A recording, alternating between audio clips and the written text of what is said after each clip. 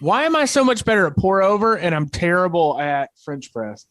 French press is harder than it seems, man. You think you just pour it in, but it's a process, man. I wouldn't. I would say I think I'm impatient when it comes to that shit. Yeah, it takes a minute. The faster you press it, the better it is. Really? Like you just gotta hit it, send it home. Yeah, no, he's gonna explode his French press.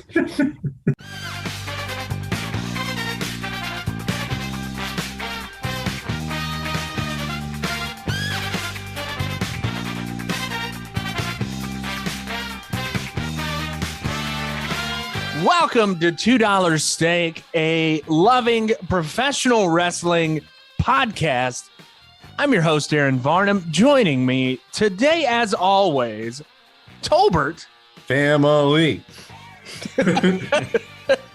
Cookie. Whoop, whoop. You think you know me. You think you know me. You think you know me. And commemorating the 1-year anniversary of my girlfriend cutting off the tip of her finger, Oof. Big Mike. Fuck. That's how it went. Mike, yesterday was the 1-year anniversary, 365 days of my girlfriend using a mandolin, calling me while I was walking around Greenfield Lake and saying, babe, I think you need to come home. I did something and there's blood everywhere. I come home and her fingertip had been cut off. I call Mike and Mike says, I mean, just wrap it, I guess. Or you should probably go to the fucking Medac because you called me. It was like 9:30. I said they close at 11. No. I called at 7:30. We left at 7:45. The Medac closed at 8 because it was all full COVID stuff. Mike, what did you do today? So I was prepping, doing my prep. Tolbert knows all about prepping for your gumbo. So I was cutting up all my vegetables and I was cutting up some celery, stalks, leaves and all. And I lost track of where my fingers were because the leaves were over top of it. And luckily the knife was sharp. I only nicked the end of it. Ooh, yeah. You leveled it off there. Yeah, so I'm going to have one of those like pointy nails for a little bit.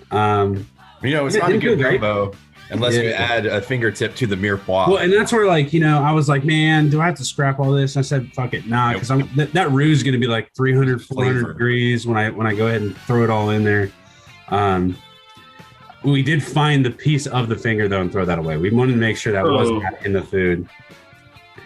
Seriously? It did feel great. What? How much of the fingertip can you show it over the Zoom real quick? Yeah, if I had to guess, it was definitely a couple millimeters. Oh yeah, that's good. That's a good video of it. It's definitely not rounded on the inside of my hand anymore. Very much flat, but that's what a good sharp knife will do. Clean cut.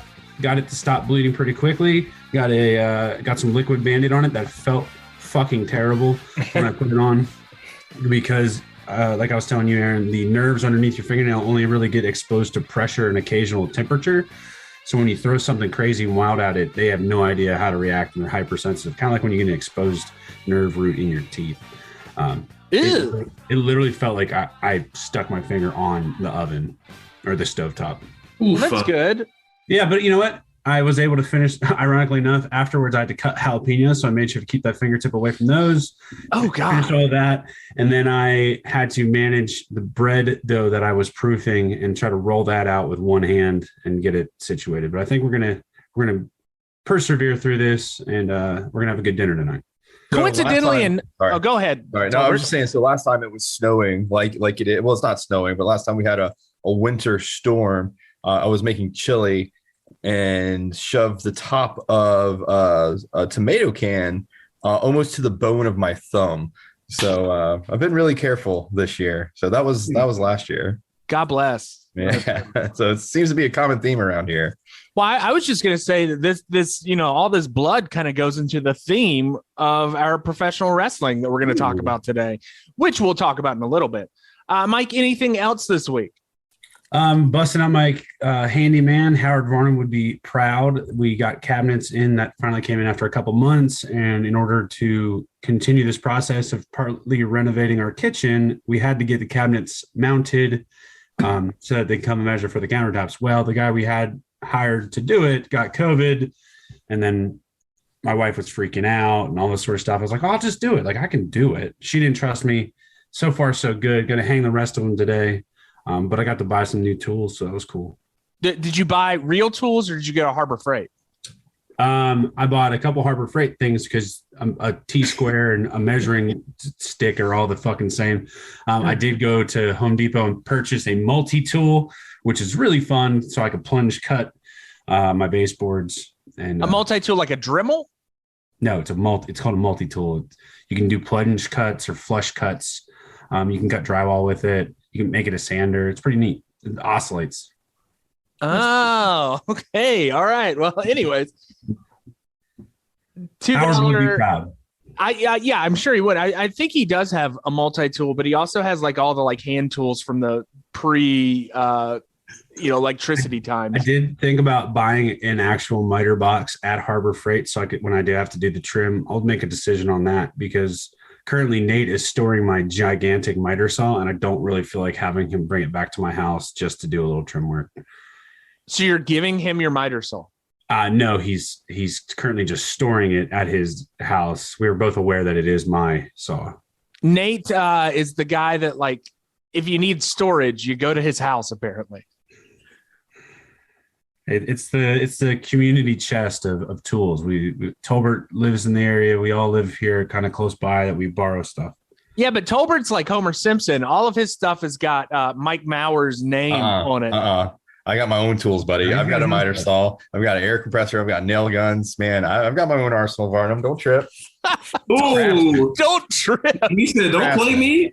Don't play me, Varnum." They match too. It's all red. Oh, good. So it doesn't have Ned Flanders written on the side. No. Tolbert, this week I got to meet your beautiful baby girl, and she was very sweet. Her eyes wide open, not sleeping. Tolbert, tell me a little bit about her not sleeping. Is that becoming a problem? She's not a fan of the sport. She's I think she got a little too much of me in her, and she's got constant FOMO. She doesn't want to miss out on anything. Once she starts to go to sleep, she will physically tense her body to wake herself up. But she's 3 weeks old, is to be expected. But we weren't getting any sleep at night, but now she's switched. She's finally found that circadian rhythm, so she's sleeping through the night, but likes to stay up all day. Which I like to stay up all night and sleep during the day. So right. It's been a challenge, but it's good. She's about to get disappointed, Tolbert. That will change. She'll stop sleeping through the night again. Yeah, that's what I hear. She's about to get a bath, a fully submerged bath. She loves those. She tries to swim away. That makes her very happy. So wait, fully submerged like a baptism?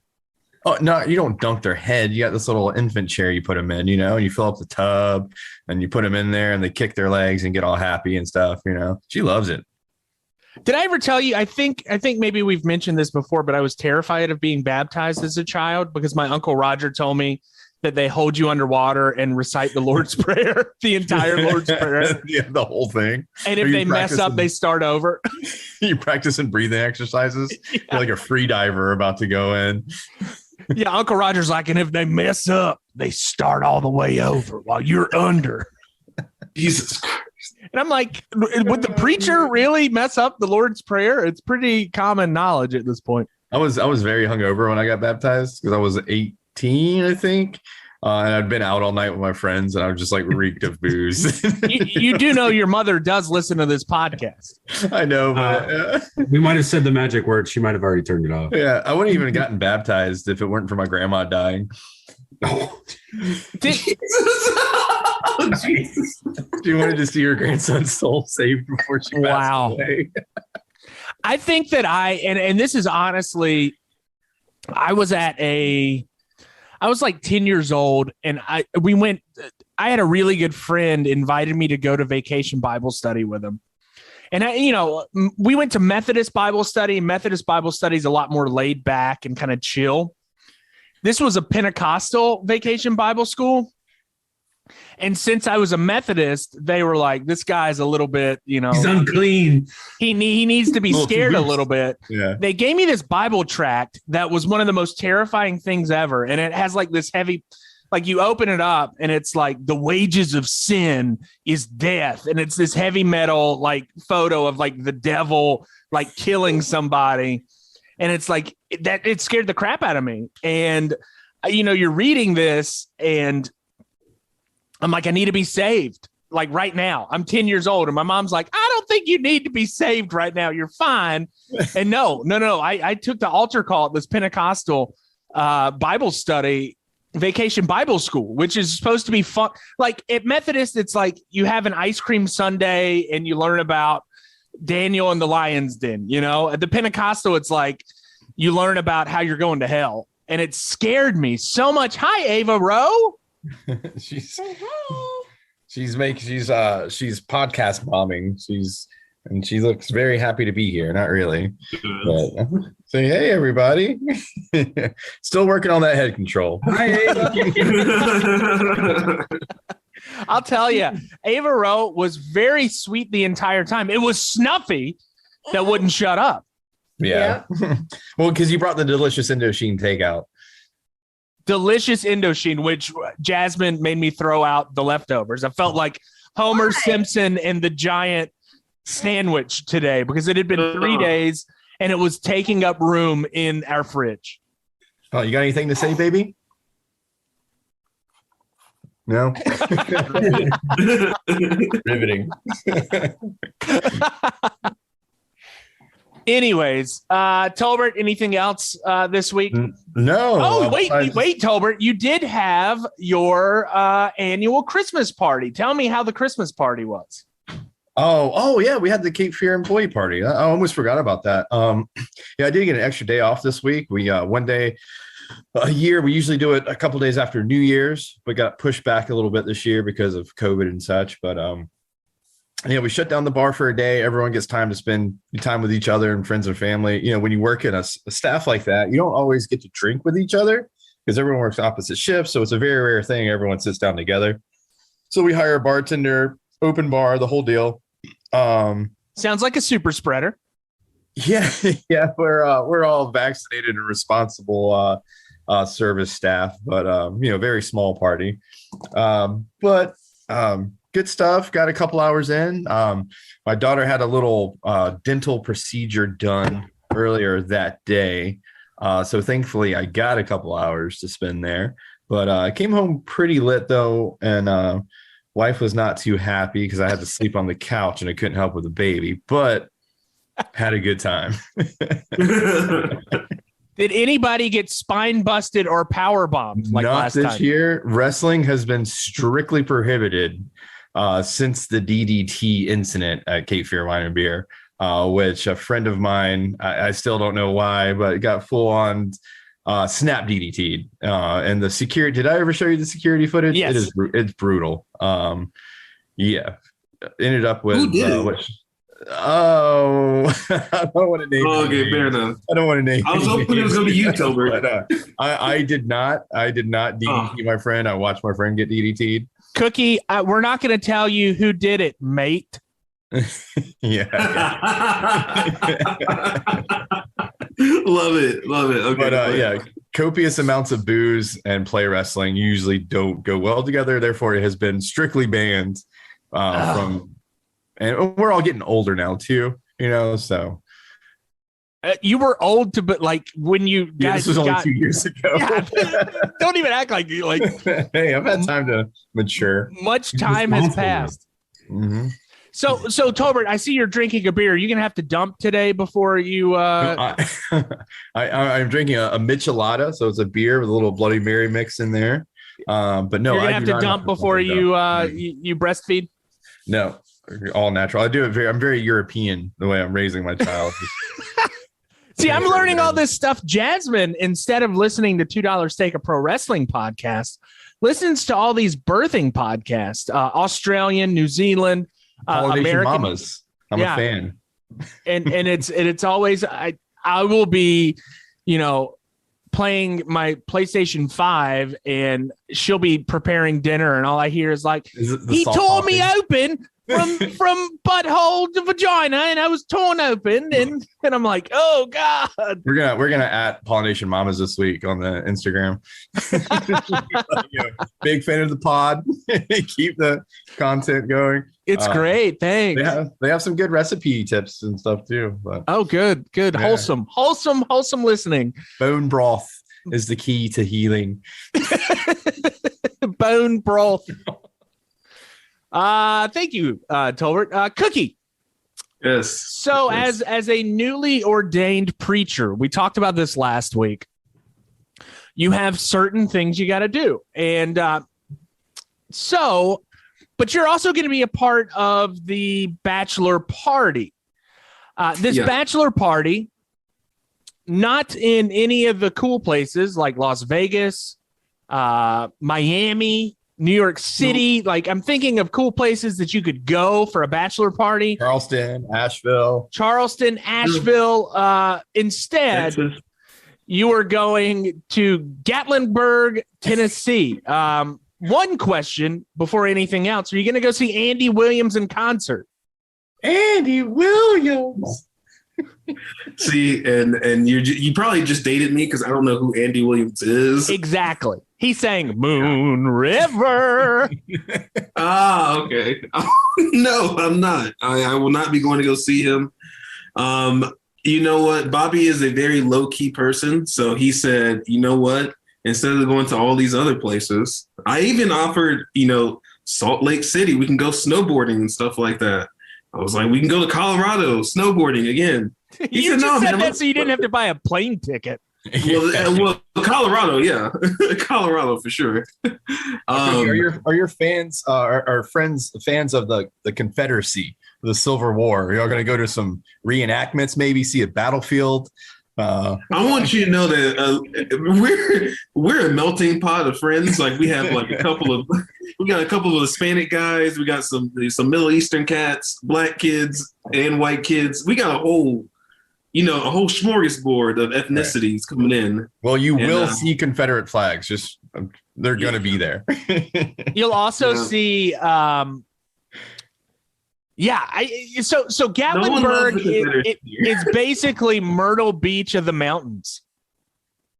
Oh God, Jesus! Don't say that.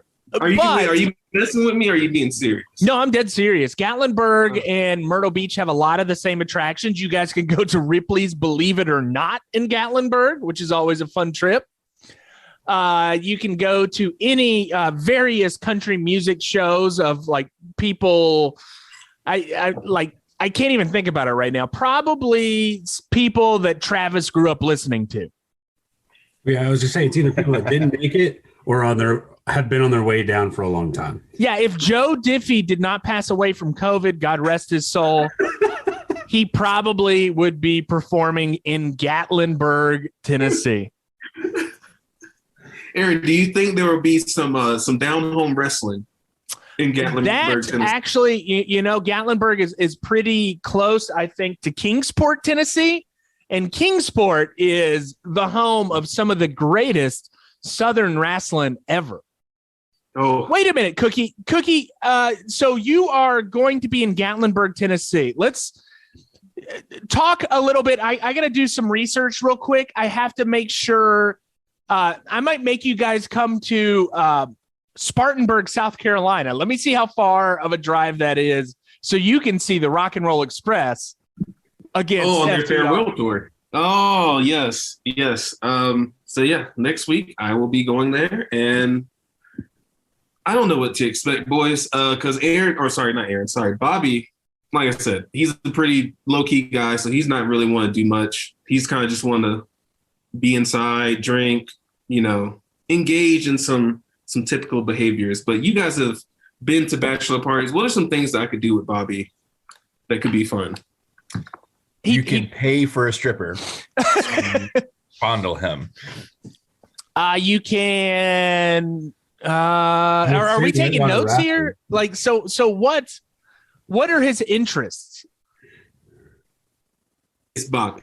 So his interests are his girlfriend. Okay. And let's see here. Video games, Magic the Gathering, and wrestling. But So what like you do, amateur wrestling. you hire some strippers to play Magic the Gathering with him. It'll be great. You know what? Varn and Mike got me for my bachelor party was a lap dance. 2 chicks, same time. It was epic. I did not. I was not a part of that. Did you not go to the Treasure Club? No. Oh, I remember Mike being at the Treasure Club. I think we pulled a bunch of money from everybody. I'm pretty sure you did give money for it, Aaron. I did. I gave some money, but then I was like, yeah, I'm going home. I'm going to go sit in the hot tub. But yeah, Cookie, Magic Gathering, strippers, play some 64 afterwards, dude. Epic evening. 64, that's well brain. Yeah, not 69. That's a that's different more, Nintendo system. Nintendo 69. Don't forget the Rumble packs. So can I while we're talking about this, I'm going to look up some of the top tourist attractions for Gatlinburg, Tennessee. Now, Gatlinburg is pretty close to Pigeon Forge, which is Dollywood. Have you guys ever been to Dollywood? Never been to Dollywood. Has anyone else been to Dollywood? I have, yes. How is Dollywood? It's redneck. It's very redneck Disney World. Yeah, just picture it in your head, Cookie. You got it. Okay. Yeah, it's basic. Imagine the Carolina Beach boardwalk, just bigger. Yes, okay. I'm with it now. According to TripAdvisor, you could go to the Sugarlands Distilling Company. That looks pretty nice.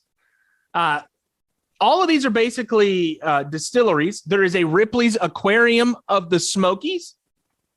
You can go to. This has got a bunch of catfish in it. Yeah.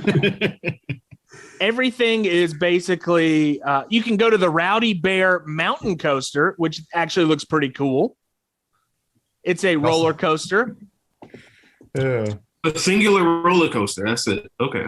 Yeah. The Rowdy Bear is also a popular bar after hours, I hear. You can go to the Hollywood Star Cars Museum, and it's got its own Ecto-1 Ghostbuster mobile. Okay. Probably from the original movie. Yeah, Gatlinburg is not the most exciting place to go. It'll be beautiful. The Gatlinburg is like more of a family thing than an old conservative family thing. Yeah. We've never actually really explored the world. Hey, listen, man. Hey, you know you're gonna have a fun time. That's all you gotta do. Just go get drunk with your friends. Exactly. You may get some weird Colorado legal stuff. Yeah. Yeah, I don't know if I think marijuana is probably frowned upon in Gatlinburg, Tennessee. Probably, but we'll make it work. We'll see what happens. All right. So, but what I will say is, like, Bobby's a very frugal person, and I know some other people in this chat are frugal people as well. So, just Mike. We're gonna just. Oh, is it just Mike? I'm just poor. Mike. I thought it was Aaron. Have you ever been out with me and Aaron before? Are you kidding me? I spend money like it's like nothing. That's true. Yeah, never mind. Look at the WCW sign behind your head. I know. Yeah. I watched Aaron spend $60 on Boomalati's delivery. Yeah. $60? God damn, man. I one time spent $50 on fudge because I wanted a piece of fudge. He buys have you ever been on a rugby trip with him? He buys little toys at the gas station. Oh God, that's right. That's right. That's right. Remember the little belt that you bought on our way to quarantine? Yeah. Golly. I'm not frugal at all. Yeah, never mind. Okay, it's just Mike. I apologize. Forget what I was got kids. So I feel like Barnes is filling time right now because he gave us all 4-minute matches. Yeah, they're very quick matches, and we will talk about these matches right now. Last week on the podcast, we had an episode. Who was our episode about? Terry Funk. We had a Terry Funk episode. Of course, the greatest professional wrestler of all time. So this week we had an Edge. Decided to do Edge. Everybody likes Edge. Edge is an interesting wrestler. He's fun, exciting, young, great-looking guy. So this week we have some Edge matches. Let's talk about Edge.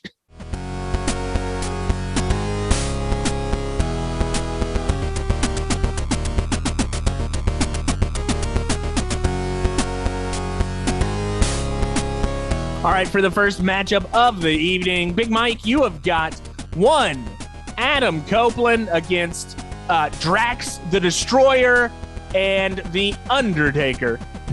Correct. This occurred Armageddon pay-per-view, Pittsburgh, Pennsylvania, December 16th, 2007. World Heavyweight title match. We got Cole and Taz on the commentary. I feel like Adam Cole. Goddamn. Michael Cole is he's that kind of like he's really good at what he does, but I don't know. He never does anything for me. Like he's just kind of there to kind of get the story going where it needs to go. I love Taz on commentary. He sounds so much better with his current teams that he works with. Him and Cole, we're okay, but not great. Apparently, this is a no DQ match. I didn't find this out until like halfway through the match. So WWE has this weird thing about triple threats. If it is a triple threat match, automatically makes it a no DQ. Okay. So I thought it was universal, but I could be wrong. I honestly, I have no idea. They don't really go over the rules. The match actually really just, the video cuts right to the beginning of the match. I was a little disappointed because you have three of some of the best ring entrances going for it. When Aaron asked what match I wanted, I kind of said this one because I thought we were going to get the Undertaker gong and the Batista machine gun. Mike, you would have complained about a 30-minute link, though. No, I watch those openings on freaking YouTube all the time because they're great. So a little bit of disappointment to start, and that trend slightly carries through the rest of the way. So it starts out, Edge is does not want to get in the ring. It's Batista and Undertaker. They're ready to go. They want this to happen. Edge is just kind of hanging out, avoiding things. Several times, somehow Undertaker makes it his way outside the ring. Batista either threw him or he slid out. And then that's when Undertaker goes after Edge. I think he chokeslammed him once, beat him up pretty good on the inside. Edge finally gets in the ring. Starts doing a little bit of work. We get a early spear attempt by Edge. I really appreciated this, but Batista's move is a spear too, correct? Yeah. So the spear is almost like a move that they give to people that aren't really great, except for Edge, which it always was kind of weird for me because I think Edge is like a good worker. I never knew why he also did the spear. But they're different types of spears, which is kind of cool. Edge is like a whole body spear. Batista is more like a football spear. Correct. Yes. But Batista, being the spear aficionado that he is, knows how to counter a spear attempt. So he kind of baits Edge into the spear and then just punts him in the face. Yeah. Perfect. That's exactly what needs to happen. And then this is going to be kind of the trend also throughout this match is all of a sudden they mention how Vicky Guerrero, the GM, didn't know that ever happened. Incredible. The best character work of her life. Also Edge's lover. Yes. Incredible storyline. Might have felt that. And again, Michael Cole's really good at giving us the information we need. I'm at a loss. What is this storyline? I need to know more about this. What happened? What's the deal? So Vicky Guerrero was named the general manager. I believe it was of SmackDown. Yes. That's where the excuse me came from. She would always interrupt matches, much like our favorite Teddy Long with the play a holla, holla, holla. Vicky Guerrero would come out, excuse me, and then make matches, right? She is the woman in power, the hashtag girl boss of SmackDown. And as this happens, Edge, who is the ultimate opportunist, that has always been his kind of gimmick. He's an opportunist, especially when he's a heel. And he notices the power of Vicky Guerrero, and he starts to move in slowly, starts flirting with Vicky Guerrero. Then it becomes an all-out love affair between the two. Vicky Guerrero and Edge having a great partnership. You know Edge from his partnership with Lita, his partnership with The Brood, his partnership now with Beth Phoenix. I believe that the apex of Edge's power came from his partnership with the voluptuous Vicky Guerrero. The Cougar. You forgot the Cougar. That's right. It was a Cougar storyline. All right. Well, so that I don't know. That would have been nice to know. But Batista taking the upper hand, having just countered Edge's spear, hits him with a great looking spine buster. I really like Batista's spine busters. I think it's one of the better things that he does. Not that he does anything bad, I guess, but and then this is when I find out it's a no DQ match. Edge hits him with a gnarly low blow. And so then I'm like, oh, okay. At first I thought that it was over then. So moving forward, we get this nasty bump. Undertaker eventually just kind of lingers around the ring. Is this like leading up to the time where his hips were shot and he couldn't do anything? Or so this is right around that time, yes. Flashback to 2006, I thought Undertaker was done in the ring. I definitely thought he was done around this time. And he was moving a little slower. He actually, like when I watched this match on Friday night with Jasmine, I was kind of impressed by how he looked, because compared to now against Goldberg or somebody like that, he looks so much better. Yeah, and it's interesting because it's a three-way match, but it was definitely it was never a three-way. It was Edge and Batista doing stuff, or Undertaker and Batista doing stuff. It's actually a Batista show, which would make sense. He's also the current heavyweight title holder, and he wants to make sure that they don't take it from him without him having a say in the matter. But Undertaker does get Edge up in the air like he's going to hit a power slam. Batista spears. I say spears in quotes. It wasn't the best. Because clearly he didn't want to hurt Undertaker or something like that. But then Undertaker drops Edge. Batista tosses Edge outside the ring. Undertaker locks in this armbar on Batista. Looks really good. Batista not throwing his hips into it. Like he could have just thrusted his hips and got where he needed to be to grab the ropes or something like that. A little disappointing Batista's technique there. But so you immediately assume Undertaker's going to win because he's got this thing locked up. And you hear the bell ring. Wow. All right, match over. What's going to happen for the next 7 minutes? Turns out Undertaker lets go when he hears the bell ring, but Edge had grabbed the bell and rang it. Perfect, cheeky shit heel move. I loved it. Was not expecting that. This is the point where finally somebody gets a chair. I was like, it's a no DQ match. As soon as I found that out, why do we not get chairs sooner? Why do we not get tables sooner? Why are we not using everything to our advantage? Poking eyes, hitting nuts, kicking nuts, fish hooking people. Like, you got to go after these guys if it's a no DQ match instead of just doing your classic wrestling stuff. Nobody takes advantage of the situation, I think. Anyway, Edge tries to, doesn't go well. He tries to go for a concerto on Batista. Batista, again, the ever intuitive wrestler that he is, kicks the chair into Edge's face. I believe that was the first time ever Batista has been called ever intuitive as a professional wrestler. Hey, these are insights are mine and mine alone. They do not reflect. I enjoy Batista. I will tell you, I enjoy Batista. I did not think he was that great when he debuted. He ended up being a pretty decent to good professional wrestler. Always showed out in the big matches. Not always the smartest character. I think you didn't like Deacon Batista. I did not. I did not. Of all the stuff I've seen of Batista, I like his character. Obviously, we're getting a cherry pick on certain things and stuff, but so he does counter the concerto, and then we get, like I was saying, it's Batista Undertaker or Batista Edge, never really the other way. So it's Batista and Undertaker going after it. We get a tightrope spot from the Undertaker. Again, Batista being the intuitive person he is. He knows what's about to happen. And when Undertaker leaves that top rope, what does Batista do? He catches Mark and hits a massive spine buster. Beautiful. A+ from Batista. And this is where things start to get a little weird. All right. All of a sudden, the camera pans to the ground where Edge is laying, and now he has multiplied. There are two Edges laying on the ground. It's right in front of the announcers. They don't even know what's going on or what happened. I don't know how they didn't see it happen. I was really, really curious about that whole situation.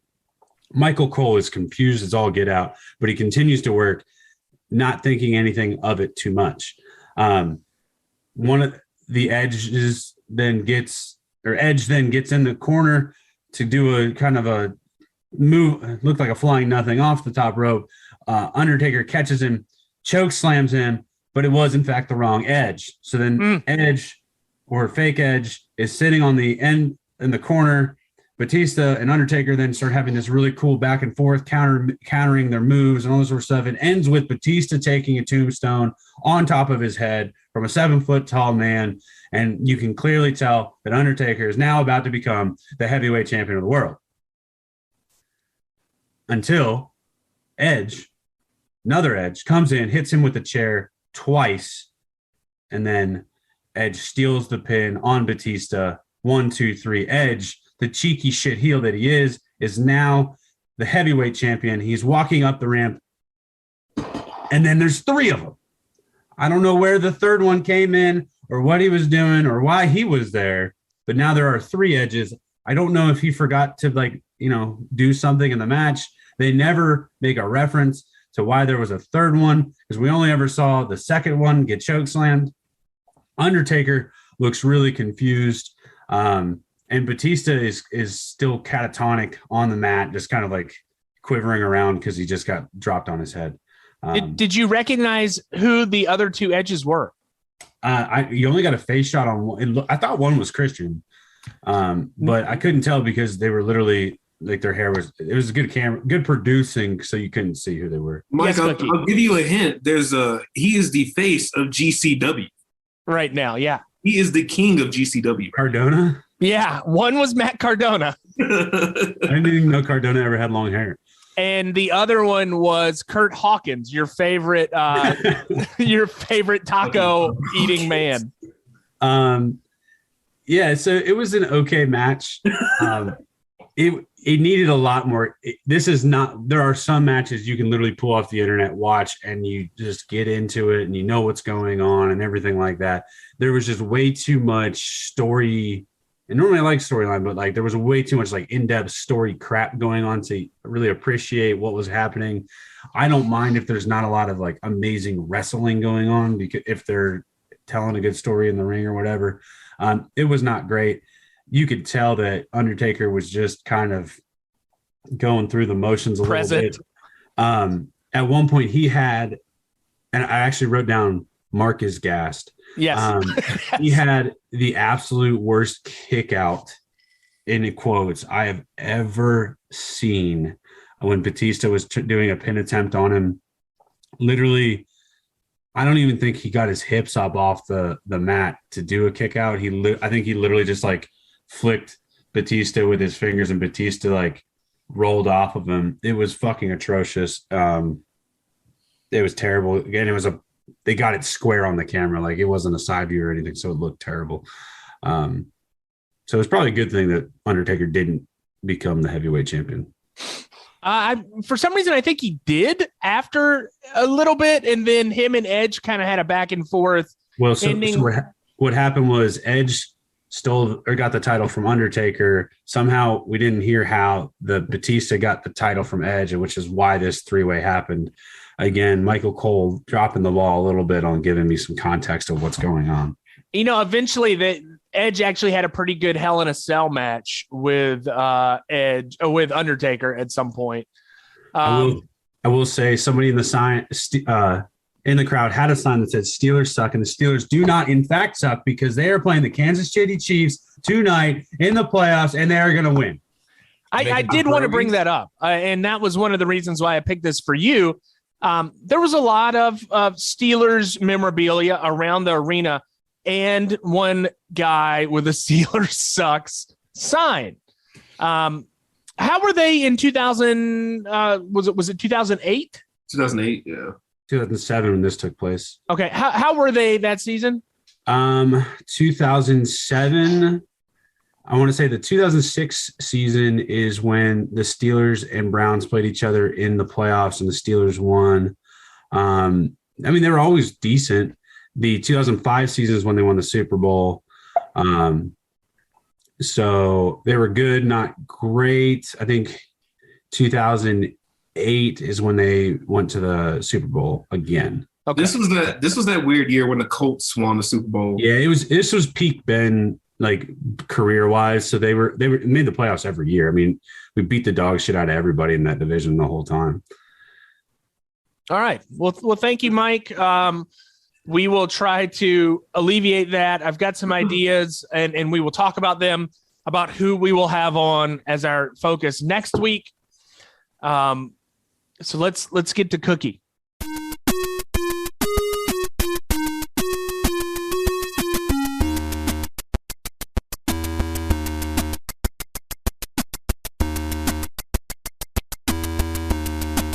All right, for the strong style, Cookie, you know, this was originally going to go to Mike. Mike, I'm going to call you out. Mike is not the biggest fan of Eddie Guerrero. Mike told me this yesterday, and I said, told you this in confidence. Yeah, like, please don't say this on the podcast. That is blasphemy. It is blasphemy. Hey, you know, here it is. Here it is, boys. He doesn't do much for me. Oh, God. That hurts. It's not my style. It's just not. how is it not your style? He's like a perfect technical wrestler and a high flyer and one of the greatest heels ever. Because maybe we haven't watched enough Eddie stuff. Maybe we have had an Eddie. Didn't we have an Eddie episode? Hey, we need to look back. We may have not had it. different strokes for different folks. Eddie Guerrero. I'm not saying I hate him and I don't like his work. It just he doesn't do it for me, man. That is blasphemous. Would you consider him a vanilla midget? No. He's not vanilla. I guess he would have been a mocha midget. Right? Yeah, mocha maybe.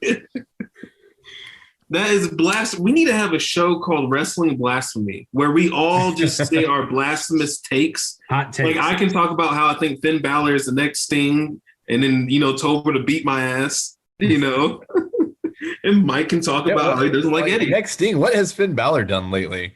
Nothing. NXT title. I'm looking, and I really did think that we had an Eddie episode. We may not have. We have not had an Eddie episode. Well, maybe next week we've got some Eddie matches, not a full episode dedicated to him, though. All right. So, Cookie, you have got one Eddie Guerrero against Edge in a no DQ match from SmackDown. Cookie, did you watch this live? Yes, I did, because I can recall a couple of spots, and I'll get to it in a bit. But I really thought that this podcast was going to take it was going to go a different path, and it did not go the path that I thought it was going to go. What? Explain. Oh, well, I mean, Mike said the blasphemous statement that he said. I'm not even going to regurgitate it because I don't want to hear it again. Okay, just making sure. Eddie Guerrero doesn't do that much for me. Exactly. What that man just said. Mike Maurer does not care about brown people, is what he just said. Essentially. And frog splashes off the top rope. Don't make their whole culture just on Eddie Guerrero. I literally wrote down, this is why I love Edge and Eddie Guerrero. And I literally stated, like, you can't put them in a box. They're versatile characters, like Eddie. Look, Eddie transitioned from a chin lock to a Hurricane Rana off the top rope to his luchador style where he can walk the top rope and do a Hurricane Rana. And then Edge can hit you with the big power moves, and then he can do his flippy shit, and he can slow it down and be technical, and to top it off, they can both be hardcore. They're versatile. They can do it all, anything you ask of them. And Eddie is one of the best heels ever. Ever. You know what we should do? We should take Mike to the Starlight Flea Market drop him off in the middle and be like, "This man hates Eddie Guerrero," and then run off and leave him there. It's like that scene in Die Hard 3 with Bruce Willis having to walk around Central Park or walk around Harlem with the cheese board that says the N-word on it. I don't hate him. I just think of Eddie Guerrero like I think of Breaking Bad. Like everybody's all about it, and I'm just kind of like, okay. Mike, there are two people in Latin culture that you did not disrespect: Eddie Guerrero and Selena. Those two people you do not They both died young too. Yes, yes. They will go to the grave fighting for Eddie Guerrero and Selena. I promise you that. Mike, I don't know if it's for me and Tolbert especially.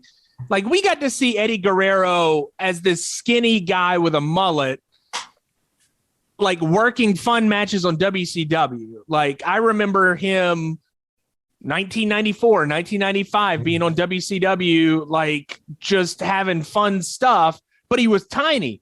And then you kind of see him kind of inflate over the years and then become Eddie Guerrero for SmackDown, which is a jacked up short guy, you know, but he's great. Yeah. So maybe that there's a little bit of nostalgia glasses on with that. I don't know. But Mike, I for once, I'm going to say you're wrong. Straight up. My opinion, though. I'm not trying to. No. Your opinion is wrong. I'm not trying to make anybody else feel the way that I feel. I'm just letting you know that he doesn't do it for me. No. So I don't know how to alleviate this, Mike. That is a tough pill to swallow. Oh, good Lord, man. And there's so many good matches. Aaron, I really hope you give Mike a good match next week. Change my mind. So many I can think of. Eddie Chavo, Eddie JBL, Eddie Brock. You can give him Eddie Brock, the really big moment that he had. There's so many. Anyway, I'm going on. This might be the first week that I get any kind of response on people like messaging me on Twitter or Instagram to just tell me that I'm a fucking idiot. Just calling for his resignation from the podcast. Cancel Mike. Cancel Mike. Hashtag. I just don't get it. Like, I don't. Like, he's so good. That's literally what I say the whole time. I just don't get it. Why don't I get it? He's so good. But, like, it's just whatever. I mean, we could – I would say yeah, I don't know. All right. Anyways, Cookie. I'm going to go ahead. Yeah, Eddie. So Eddie is on a mission in this match to rearrange the pretty face of Edge in this no disqualification match. And – this was during a time where this was a very confused Cookie. So I remember when this CD came out, the Forcible Entry CD. That sounds so like it would not be good. Now it sounds like something that would be canceled. Yes, it should have been. It really should have been. This is during the time where Cookie was listening to some of everything. Bone Thugs and Harmony. He was listening to Eminem. Tupac, Biggie, Kanye was starting to gain some traction. And then you throw this CD in there, and I started listening to some of the people I've never heard of before, like Disturbed, Creed. Thank God for Forcible Entry. I'm going to tell you. And Rob Zombie. Rob Zombie was another one that I listened to for the first time because of the CD. Drowning Pool, Kid Rock, Creed, Limp Bizkit, Our Lady Peace. I don't know who Our Lady Peace did. I'm trying to remember who Superman's they did. Dead, remember? This was 8th grade for me all day. No, but I'm trying to think of who they did for WWE. It was 8th grade. I was in 8th grade. I called it. Marilyn Manson, Union, Seven Dust, Saliva. Monster Magnet had one. And Cypress Hill. That's awesome. Yes. Wow. That's a lineup right there, dude. Oh, and Dope. Were Dope a part of the family? Tolbert? I don't think so. Dope was not a member of the ICP Juggalo crew? No. Is this considered metal? Was this a metal It's thing? considered new metal. New metal. New metal. In you. Yeah. Not new. In you. New metal. So okay. So I had a cousin. So I was into like hipster music, like the Strokes and like the Hives and kind of all that like hipstery music. And I thought that I was better than everybody. You were into post-punk. Yeah. I thought I was better than everybody. But my cousin, who I watched wrestling with every Monday, his name was Cam. Cam only exclusively listened to new metal. And Cam is the person who I bought December to Dismember with. So just for reference. But Cam and I had a secret thing where I'd be like, Cam, let me borrow that Korn CD. Like, I didn't want to admit that like I enjoyed some of the new metal. Let me get that Life is Peachy CD. yeah, with the guy like standing over the bucket. It was good stuff, man. So it was a different time. It was a different time, Aaron. Yeah. Anyway, let's go ahead and get to the countdown. Cookies, top 4. Number 1. The referee taking ladder bumps. And I mean, the ref really ate the top rung of this ladder. And there was no putting your hands up. No. And I think this referee, his name was Mike Sparks. Usually I know names of referees just because I didn't know it either. Never heard of his name before. I think it was his first and last day on the job because he legit ate that fucking ladder. And Number 2. We get an edge sandwich, but instead of 2 pieces of bread, he's in between 2 ladders. And I don't know what was worse, the helo on the edge sandwich or Edge taking that uppercut and flat backing it on the ladder. Neither of them looked fun, to say the least. Cookie. Yes. The father of Mike Sparks was Dave Hebner. What? He is the son of Dave Hebner. He's in the Hebner family? He is a Hebner. That's a shame. Well, I imagine that his refereeing career did not last that long. 2004. 2 years later. Wow. Yes. Yeah, that sounds about right. Yeah. That sounds about right. This was during a very like toxic period in WWE, I feel like. Correct. Yeah, this was Randy Orton shitting in bags period. Yeah. And JBL bullying people. Yes. It was a very rough time. Tough Enough was like on the up, and Miz was probably getting bullied and thrown in trash cans. Miz was not just on Real World at this point, or Road Rules. Did anyone watch Real World when Miz I did. was on? Yes, I did. Yeah, I hated that guy. You hated him. Yeah. Did you imagine that he would become a WWE champion? No. 10 years later? It wasn't until like I think he was in like a couple of the challenges. Did you guys ever watch that? The challenge? Jasmine and I are all caught up, and we watch the challenge frequently still. I used to watch it. I don't watch it anymore, but I used to. It does better numbers than AEW. The challenge? Yeah. It's good. Damn.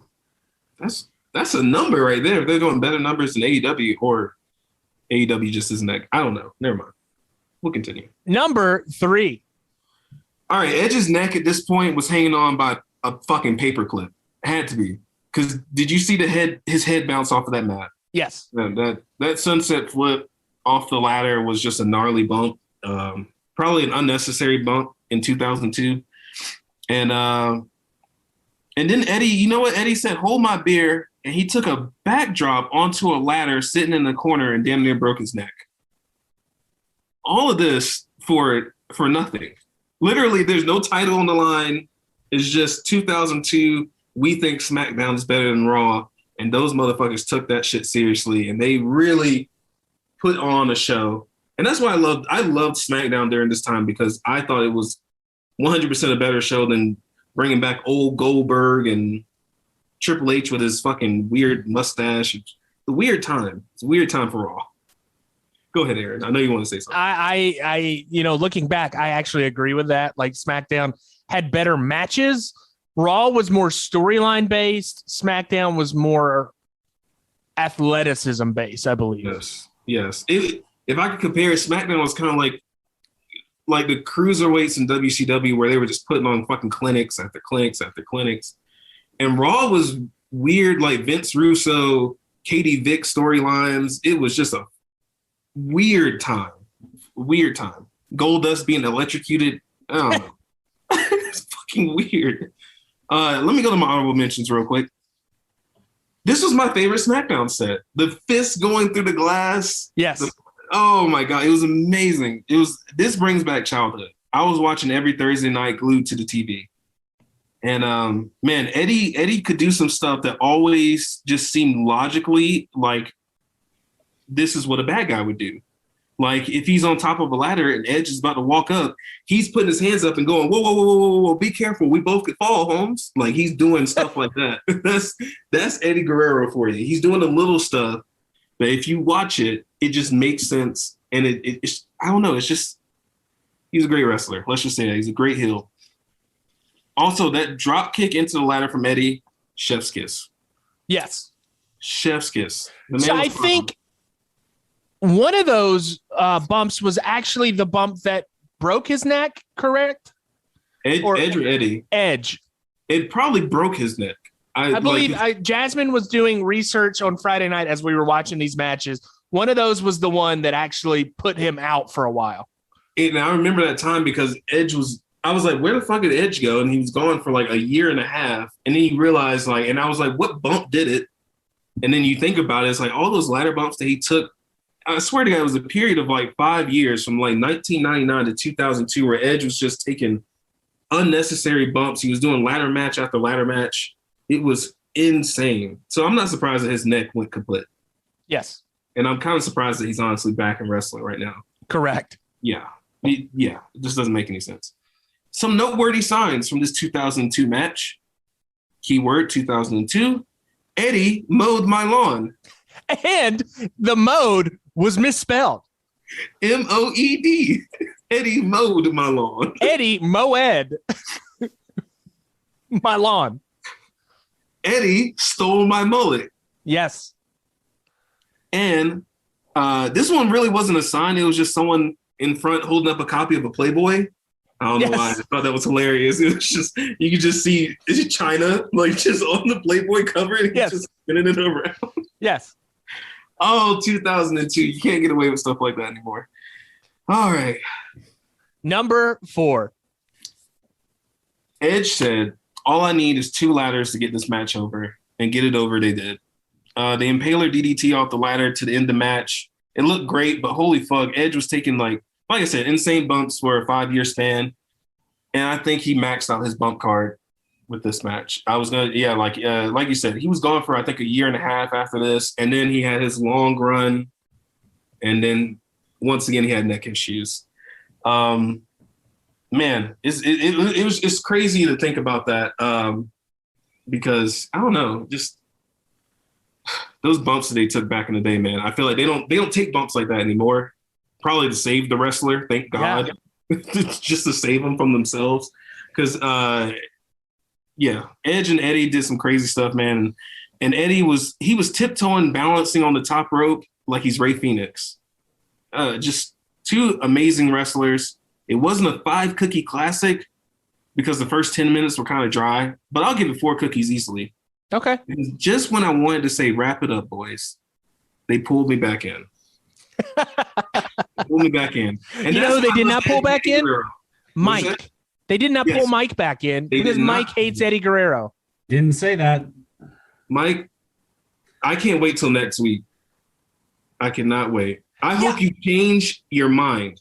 I don't know, but now, the pressure is on me to pick something that Mike is gonna like. Like, is Mike gonna like Eddie Guerrero against Kurt Angle or Eddie Guerrero against I don't know if he wants like a technical masterpiece or a story masterpiece. Does he want to know who the real father of Dominic Mysterio is? It's a good one.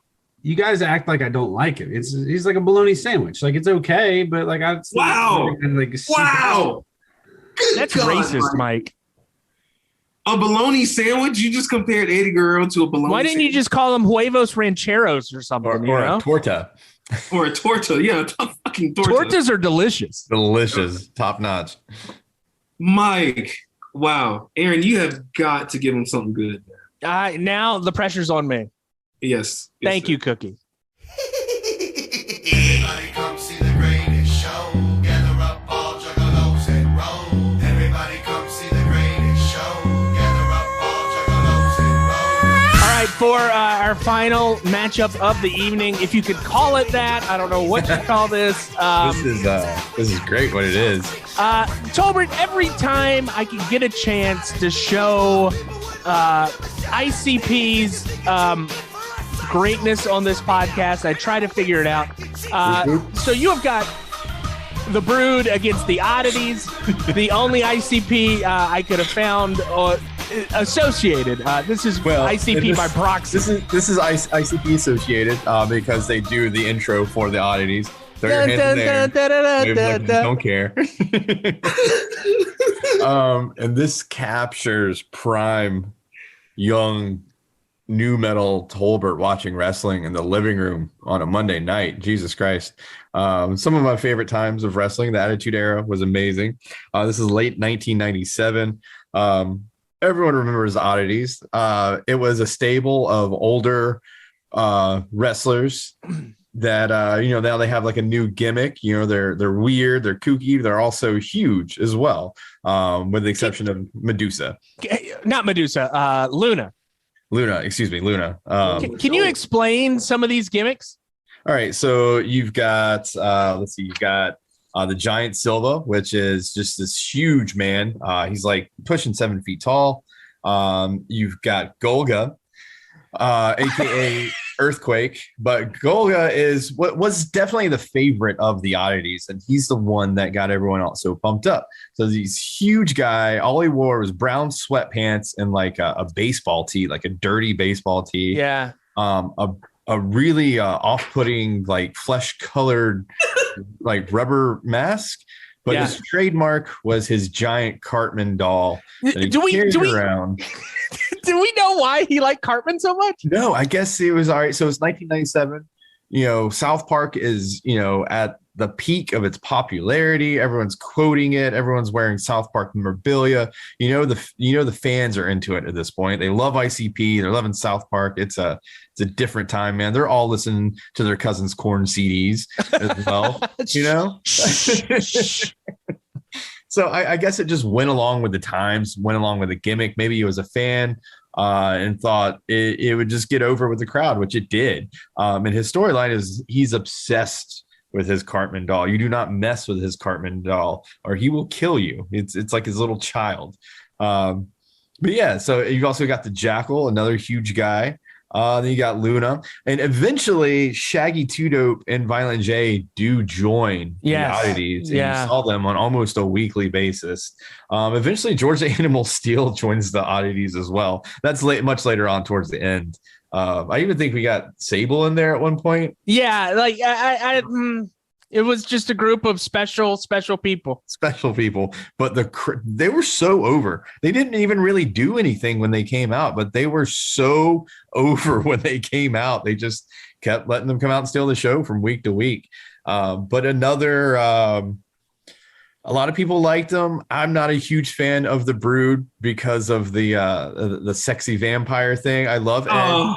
I love Edge, Gangrel, and I don't know. I'm on the fence about the Brood, but it's the entrance. I just want to say that, Tolbert. That's all we love. That's the best part of the Brood is the entrance. Beyond that, it's like, okay, you got Edge, you got Christian, and they did some good matches and they did some good heel work as well. Would you describe them? And this is how I was kind of talking to Jasmine.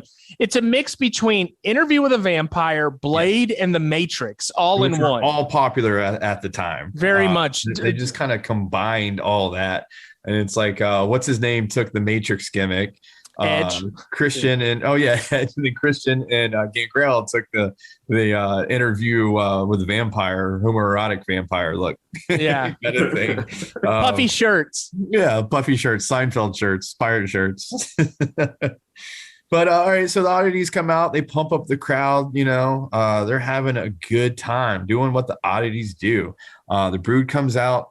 They come out in typical heelish fashion, man. They don't even want to take off their Matrix jackets or anything, man, and they just go right to town. Golga quickly gets the upper hand because he's just so big, man. He's tossing everyone around. He's doing, he does these off the top rope elbow drops, these atomic drops, all kinds of stuff, man. And they're beating up on him pretty good.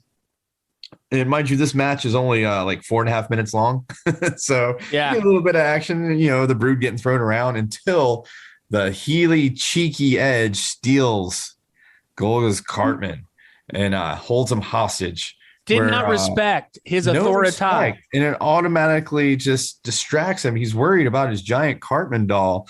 You know, Edge. What's Edge going to do? He's going to rip the head off. He's going to bite it with his vampire teeth. What's he going to do, man? Luna quickly comes to his rescue, but the whole rest of the faction is distracted by what's going on outside, leaving. Going to take a double DDT from the rest of the Brood, leaving who was it? Gangrel that pinned him. I didn't even see. That's just so fast. I think it was Gangrel. Yeah, this match is. I think it was just crowd was getting kind of tired. Go back out there, pump them up, kind of thing. That's what the Oddities did week after week. It was great, man. It's just a snapshot of the era for sure. Yeah, what are you looking at me like that for? Yeah, I don't know, man. I thought you were going to follow that up. It looked like you were going to say something. No, it was. Cool. I mean, it is. Great times, man. I probably watched this and then I went and listened to my Coal Chamber CD. Oh, Coal Chamber, yeah. And wrote my girlfriend a letter to drop off in the second period. Yeah. Signed in, did you keep a vial of her blood like in your necklace? Yeah. I had to line up my my outfit and my hemp rope necklaces for the the puka shell necklace. Yeah. Not puka shell, the hemp rope with the mushroom and the glass bead. Yeah. Oh, yeah. Did your mom know about this necklace? Yeah, she knew about that one, but I had certain t-shirts I would hide and change when I went to school. Yeah, I still do that with Danzig t-shirts. Like if I have a Danzig t-shirt or anything, I don't let mom see those t-shirts. I had the Korn, the enemy animation Korn t-shirt. Yeah. With the girl walking up the. Well, no, that was a different one. There was the old school one even before that. That all had him with the big anime eyes type thing. It was very, very lame, but I thought that was the coolest shirt ever. I believe it's pronounced talking about. Anime. Whatever. But yeah, Google Korn big eyes t-shirt. Yeah, and it'll bring back some memories. Yes. So, yeah. Simpler times, man. Simpler times. Was it? It was. I have a question for Mike. Mike, were you a puka shell necklace type of guy? Yes. I did not have a puka shell necklace. I did rock a couple different necklaces back in the day. Yeah. You were a necklace wearer. I have seen pictures tips too, man. Frosted tips. Yeah, I even went red one time. In fact, I think this match probably dates me having bleach blonde hair for sure. Me too. Yeah. How stupid is that? Yeah, it was just what you did back then, man. No. Think about that. How stupid was it that I bleached my hair? Yeah, it was a little stupid. I'm thinking about that now, the logistics of that, and it's completely unnecessary. Yeah. So when I bleached my hair, instead of my hair getting bleached looking, it just turned orange. I was about to say, this had to turn like green or orange. Yeah, I looked like I was in the latest, or not the latest, but I looked like it was in the Scream franchise, It was a different time. I'm trying to think of any other stupid things I did for fashion's sake, but that was pretty bad. Yeah. Yeah, definitely. I think I had a WWJD bracelet, and there was some like. Did you ever have one of those WWJD bracelets? No, I didn't. It of course, what would Jesus do was the thing, and what you were supposed to do was if anybody asked you what did WWJD mean, you were supposed to give them the bracelet. So as a way to proselytize, your religion. I did not. I never gave mine away. I'm like, it's Jesus. Yeah, because everybody knew what that meant. Well, not at the beginning. Not at the beginning. You got to remember, I'm older than you, Mike. There was a time when kids didn't know what that meant, and it was this time. You telling me kids didn't know about Jesus in the 90s? Oh, they knew about Jesus.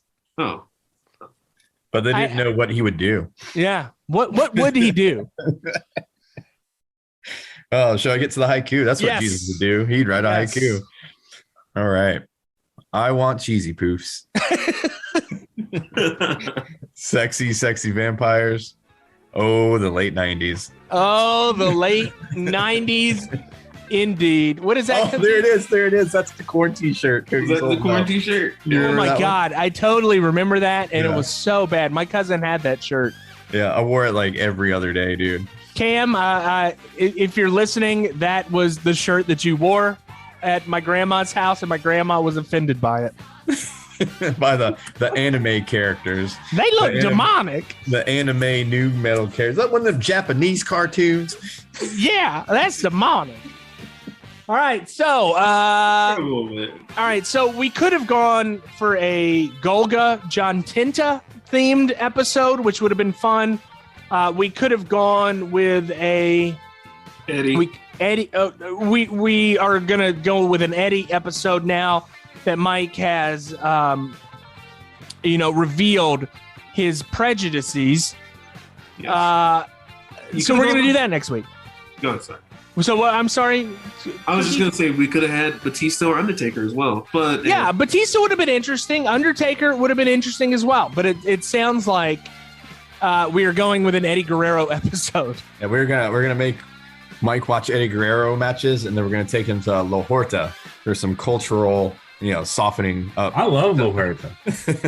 Yeah, well, you're gonna have to wear a cheese board that says "I hate Eddie Guerrero." I don't hate him though. It's whatever. All right. Well, thank you for listening to $2 Steak, a pro wrestling podcast. Next week, Eddie Guerrero and the saga continues with Big Mike.